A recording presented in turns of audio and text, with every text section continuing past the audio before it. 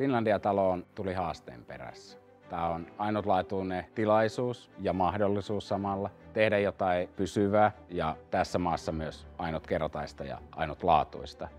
Hyvässä ruoassa ja juomassa kiehtoo tietysti hedonistisuus. Halu nauttia elämästä ja hetkestä ja tilanteesta ja seurasta myös.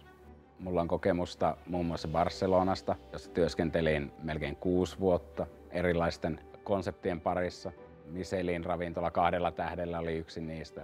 Lisäksi vastaavaa kokemusta on karttunut Oslosta, Norjasta sekä Kööpenhaminasta, Tanskasta. Ja näistä kokemuksista varsinkin uskon, että olen ammentanut näkemystä. Ruoka merkitsee minulle nautintoa, yhdessäoloa ja muistoja.